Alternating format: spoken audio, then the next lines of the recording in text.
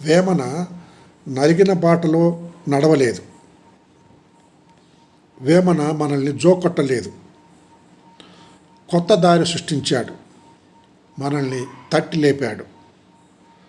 వేమన గాలివాటం కవి కాదు, ప్రవాహానికి ఎదురీదిన కవి. అప్పటికి స్థిరపడి ఉన్న సకల వ్యవస్థల మీద విమర్శ పెట్టి మన మెదడుకు ఆలోచనలు రేకెత్తించాడు. అందువల్ల తెలుగు వాళ్ళం వేమనను చదవడంలో వెనకబడిపోయాం. అయితే ఆయన ఏనాడో రాష్ట్రం దేశం ఎలలు దాటిపోయాడు.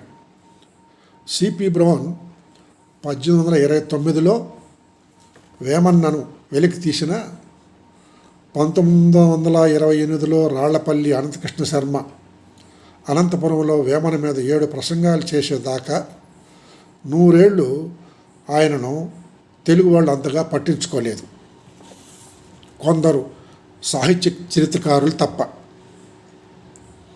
1928 ప్రాంతంలో విశ్వవిద్యాలయాలలో తెలుగు పరిశోధనలు మొదలైన 1970 దాకా వేమన విశ్వవిద్యాలయాలకు అస్పృశ్యుడిగానే ఉండిపోయాడు. వేమన క్రీస్తు శకము 17వ శతాబ్దం నాటి కవి. భారతదేశ చరిత్రలో మధ్యయుగంలో అవసాన దశకు చెందినటువంటి కవి.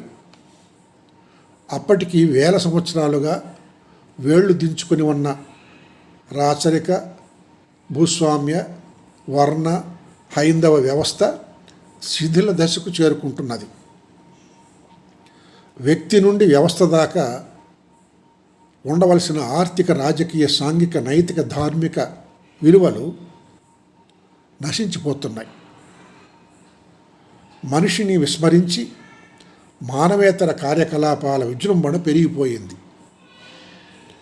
ప్రతి వ్యవస్థ తలకిందులుగా ఉంది. భవనం కూలిపోవడానికి సిద్ధంగా ఉన్నప్పుడు దానిని పడగొట్టి దాని స్థానంలో కొత్త భవనాన్ని కట్టుకోవడం అవసరం.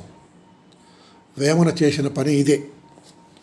పాత వ్యవస్థలోని దుర్మార్గాలను ఎత్తిచూపి విమర్శకు పెట్టి దాని స్థానంలో కొత్త వ్యవస్థను నిర్మించవలసిన అవసరాన్ని వేమన సూచించాడు.